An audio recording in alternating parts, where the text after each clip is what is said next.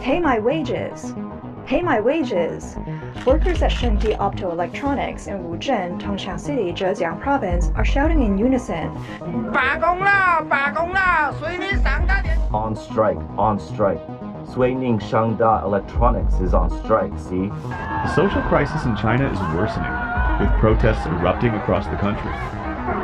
Millions of Peng Lifa are rising up. Things are getting out of hand in China. Protests are growing at an exponential rate.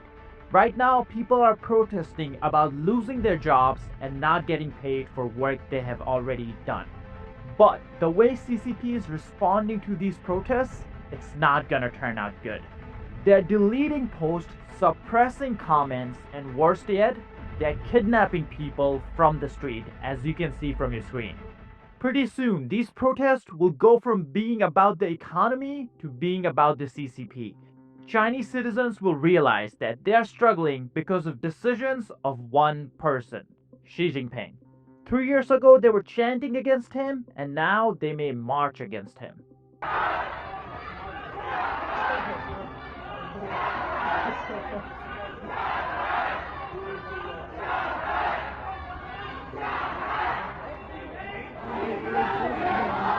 Because of US tariffs, Chinese factories are falling like dominoes. Factory owners are going bankrupt, so they're screwing over the workers. They're not paying the workers for the job they have already done. And that's exactly why so many protests are happening all across China. Here we have one factory owner sharing how all his orders got cancelled overnight. And because of that, he was forced to shut it down. 看来美国加关税对这个生意影响还是挺大的。 Looks like the US tariffs are really hurting this business. The guy behind me runs a cardboard box business. You might not notice the impact in other industries, but packaging materials like cardboard really feel it. He just told me he's not busy at all now, so he's hanging out at a friend's factory drinking tea for half a day because there's nothing to do. Many of his clients have canceled their orders. Let's hear what he has to say.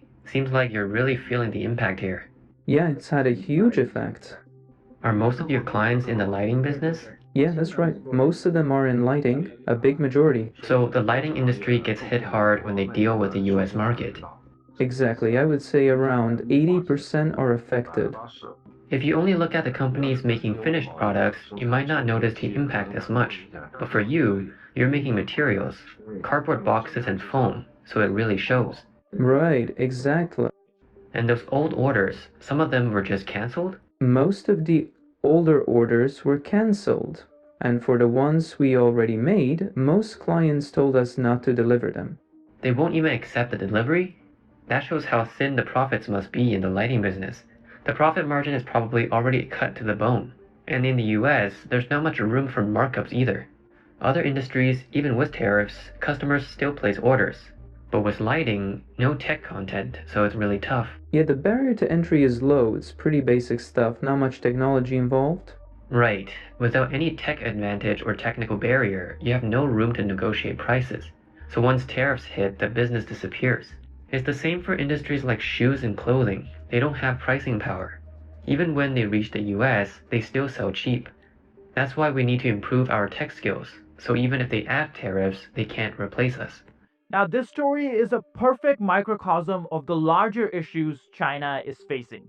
You see, CCP is telling Chinese citizens that China is not dependent on the United States at all. All the while, factory owners like these are telling Chinese workers that they cannot even keep their factory running if it's not for the orders from the United States. They cannot even pay the workers what they owe if they don't get paid for the orders from the United States. These factory owners are exposing the truth to the Chinese citizens, and that's exactly why CCP is going after them. CCP censors are working overtime, deleting any posts or videos talking about factories shutting down. That censorship has gotten so bad that the protesters in China are now contacting foreign media to get their story outside because the CCP media is just not covering what they are struggling with. And that's why CCP has now started targeting foreign media even more, especially here on YouTube. In fact, just yesterday, we had a video talking about how China's rare earth monopoly is weakening because of actions of the US administration. and that video was not shown to anyone who was not subscribed to its channel because it was attacked by the CCP bots. I highly recommend that you guys go check out that video, and also if you can do us a huge favor and hit that like and subscribe button down below, it truly does help us fight against dislikes from the bots. Now let's talk about two big issues current protests are exposing. First one is, of course, China is mostly just low quality, low value manufacturing. In fact, roughly 40% of China's exports to the United States last year were just apparel and accessories. Now, I'm not saying that China doesn't do high value manufacturing, it's just not that big part of its export market. The problem with having low value manufacturing is the fact that CCP is telling Chinese citizens that US will not be able to find suppliers for the stuff that it was buying from China. Like, come on, bro. You really think no one in the world can do that except Chinese factories? So, the CCP's message that US cannot replace China is a bit misplaced. And on top of that, it seems it's actually the CCP who cannot replace imports from the United States. And this is exactly why they have started to roll it back slowly, without making any announcements, by the way. What CCP did was basically they stopped charging the 125% tariff that they announced on roughly one third of the products, roughly $40 billion worth of the products that they get from the United States.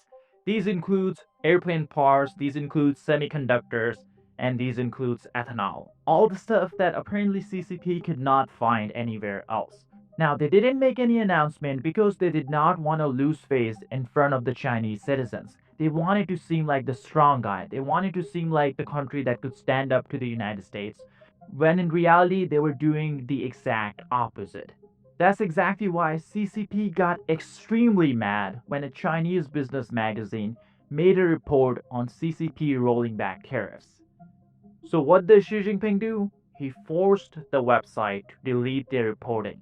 Here's the details. Chinese business magazine Kajing, the first to report Chinese tariff exemptions for certain chip imports and then more from Bloomberg and Reuters. China blinked too, but not publicly. The most interesting line? Kajing report was deleted from its website and WeChat channel by noon Friday. See, I know a lot of you guys think I'm just lying when I say CCP attacks people who criticize them, but here we have a perfect example. So if you guys are not subscribed down below, be sure to hit the subscribe button because there's a chance you may not see some of our future reporting. Now this is where we get into the second problem these tariff protests are causing for the CCP, and that's that they're ruining the CCP's strongman image. You see, CCP is telling the Chinese citizens that China will survive, China is the stronger country, all the while citizens can go to the street in pretty much any city, see workers protesting for not getting paid, see workers protesting for their factories shutting down, and see workers protesting for losing their houses. This is not good news for Xi Jinping. Pay my wages! Pay my wages! Workers at Shengdi Optoelectronics in Wuzhen, Tongxiang City, Zhejiang Province are shouting in unison, demanding the company pay their overdue wages. The workers went on strike starting April 28th due to the company's long-standing failure to pay wages. The next day, they gathered in front of the Wuzhen town government to protest, continuing to pressure for the wages they've been owed since January. However, the police arrested several protesters on the spot. They stopped us all here and didn't let us eat. Hey, another one! Look, the one over there was arrested again. The police arrested him directly. This is where I want to talk about how big of a deal this trade war is for China, because a lot of the jobs in China are truly dependent on the United States. China's exports drive 100 million jobs. Exports to the US drive 19 million jobs alone, ranking first. Europe 16.6 million, ASEAN 13 million. ASEAN figure includes re-exports to the United States and EU, so US dependence is even higher. Now we'll talk about the ASEAN countries in just a second, because it seems like they're siding with the United States and it all comes down to self-interest. These countries don't want to ruin their economy just to side with China. But before we get to that, let's finish this report. China has large number of employed people related to trades, especially exports to the United States. So how many jobs have they driven? According to evaluation report released by Ministry of Commerce, and that's Chinese data itself. Maybe not entirely accurate, but I would say if anything, they would have a habit of underestimating anything that would make them look bad. The total number of employed people driven by China export is about 100 million. Now, this job figure is exactly why Trump is in no rush to negotiate with China, because they realize China has a lot more at risk than the United States. In fact, this is something Scott Bessent is talking about very openly, and we'll get to that in just a second. But I do want to clarify one thing. A lot of people mention this figure that China only exports about 15% to the United States, but that figure doesn't take in account all the reshoring and transshipment China has done. You see, reshoring basically means moving from one country to another. When Trump slapped on tariffs on China back in 2018, many of the Chinese companies just moved to different countries so they could avoid tariffs. These include Mexico, Vietnam, Cambodia. So a lot of Chinese companies are indirectly sending their products from these countries to China, and that's not accounted in the 15% figure that everyone talks about. And the second part is transshipment, and that's exactly what it sounds like. A lot of Chinese companies just send their product to Vietnam, Cambodia, South Korea, and over there they just relabel them from made in China to made in Vietnam, made in South Korea, and then sent to the United States. So all this indirect trade is technically still coming from China, because money at the end of the day ends up going into China, and the China's economy is dependent on that money. So when we take in account all this, the exact figure of how much China exports to the United States is closer to 30% than 15%. Now, of course, these are just estimates because CCP is trying to cheat the system, so they're not going to be public about the figures. But these are expert estimates, so they give us some sense of how much more reliant China is on the United States. Now here we have Scott Bessent, Secretary of Treasury, publicly saying that China could lose as much as 10 million jobs if they continue this trade war.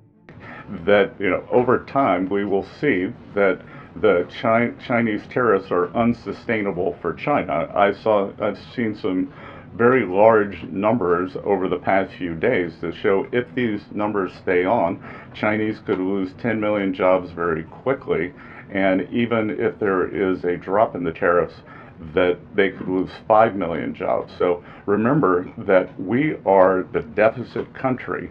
They sell almost 5 times more goods to us than we sell to them. So the onus will be on them to take off these tariffs. They're unsustainable for them. Did you guys hear that? The administration is very publicly talking about the numbers that China tries to hide. You see, official data says that China exports roughly $460 billion to the United States, and it imports roughly $140 billion. So we take in 3 times the amount we send into China. That's the official data. But Scott Bessent just said we take in 5 times. So when administration is negotiating this trade war, they're taking into account all the cheating China does. They're taking into account all the transshipment China does. They're taking into account all these other countries China is using to hide the actual trade deficit they have with the United States. And this is exactly why any country that wants to negotiate with the United States, they have to make sure that they stop helping China from cheating the tariff system. And we are already seeing the results of this play out in real time, all the while China is still trying to figure out how they can get more allies on their side. Xi Jinping visited Vietnam to make sure that the Vietnamese leadership realized that Vietnam needs China more than the United States. Well, I guess Vietnam disagrees with China's assessment, because they were one of the first countries to call President Trump after the Liberation Day tariffs, and on top of that, they have announced new measures, new laws to crack down on Chinese transshipments. Anyone who is now caught doing this will be charged as a criminal. This means that they could face 20 years in prison just for trying to cheat the tariff system. And on top of that, they now have stricter relating to certificate of origin. That means if any company that wants to just lie about where they got their product from, they're gonna have a much harder time to do that now. It's not just Vietnam. Cambodia is doing something similar, and South Korea is moving the fastest. In just last month, they have caught almost $20 million of Chinese goods that were brought into South Korea just to cheat the tariff system. What would happen is they would just change the label and send it to United States. And they're doing this because of the negotiations that are ongoing behind the scenes between the two countries. Now, I know $20 million doesn't sound like a lot, but we have to keep in mind that this was just in 1 month, and on top of that, because of this heavier crackdown, because of the stricter crackdown, we have to think about all the products that's now not getting sent into South Korea because the producers, the suppliers know that they cannot just cheat the system with impunity. YouTube just dropped a mind-boggling announcement. It is paying creators $64 million per day. Why? Well, because YouTube doesn't have enough creators right now. That's why you see videos on your homepage that have less than 1,000 views, like this one. Now, of course, that doesn't mean everyone should start a channel. But if you have ever wondered about starting a YouTube channel or a faceless channel, now is the perfect time.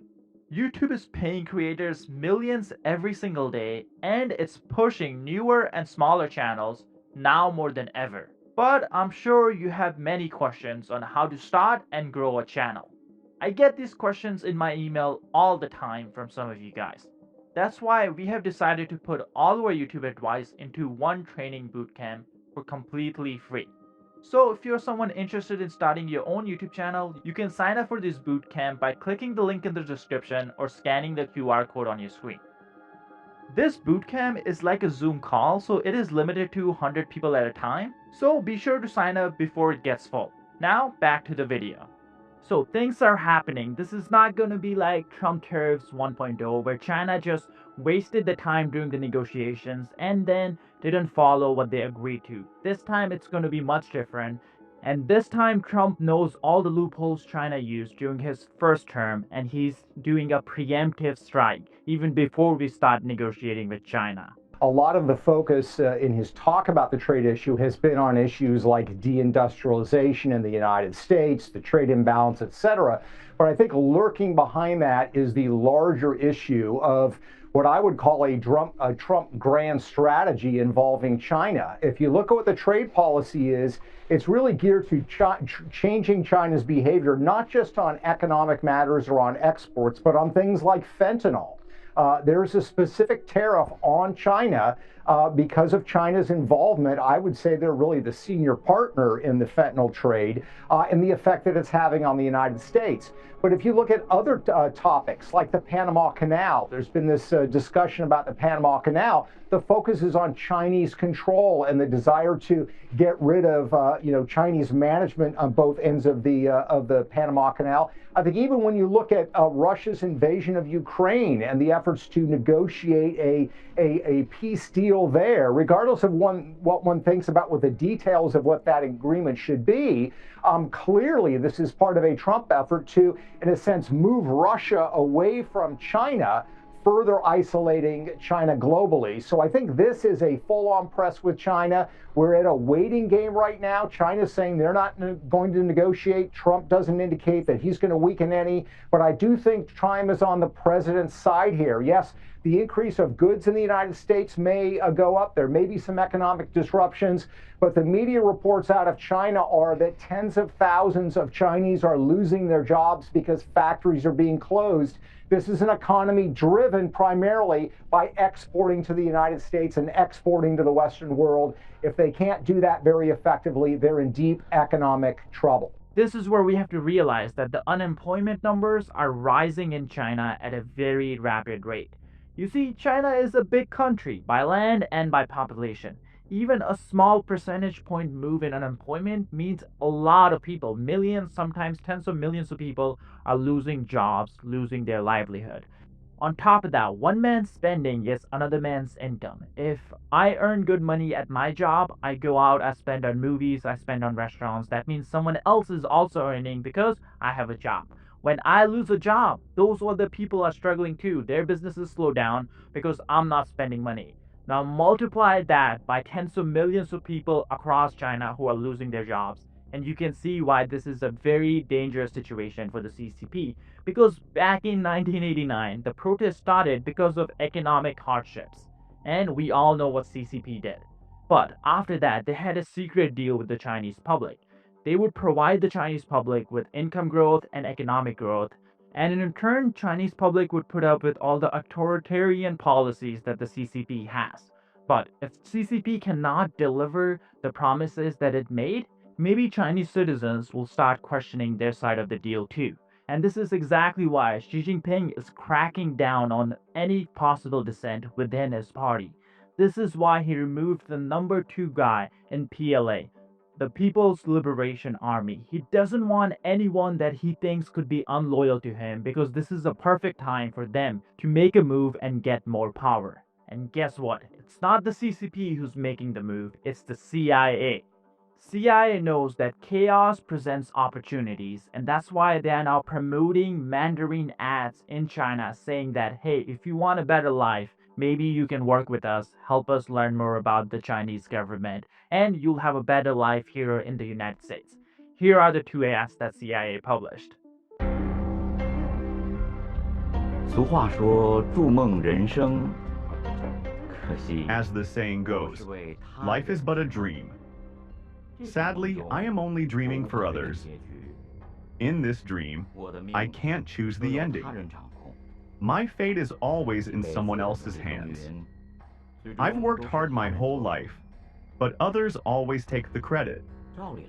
In theory, if you keep your head down and work hard, you should get a good life in return. But why does it seem like only a few ever truly get that good life? When the truth is right in front of me, how long can I keep pretending? This routine self-reflection just seems absurd. The open secret is that leaders keep saying they want people to live good lives. But the reality is far from that. A lifetime of toil and hardship, just to secure a stable job and live a steady life. Now even such modest dreams feel out of reach. All I want is to live peacefully. Is that too much to ask? After a lifetime of hard work, was it all just for someone else? Can I follow the path I want? 我不过就想平平安安的过日子，这要求并不过分吧？这一生这么努力工作，难道到头来都是为了别人而做？我能铺我自己想走的路吗？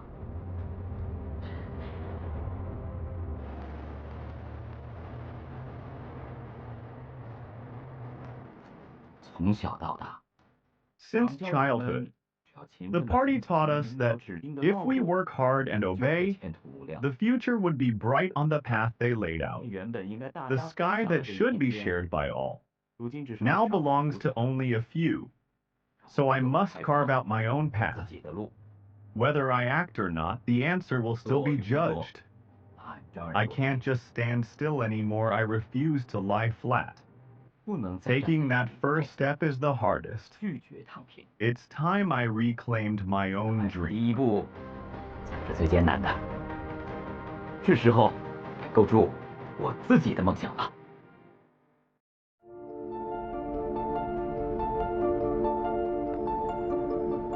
这种晚宴，最晚到的人总是会成为众人议论的话题。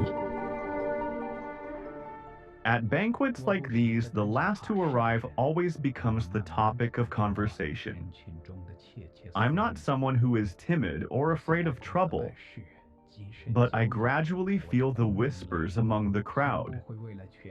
I've always followed the rules, making friends, living rightly, shedding tears for the light.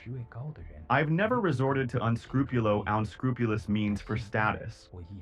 Within the party, as I rise up, I watch higher-ups roll suddenly into disgrace. But now I realize my fate is just as precarious as theirs. My peers, my friend-ends, even comrades the party. They all hope to replace me, push me aside, take my position.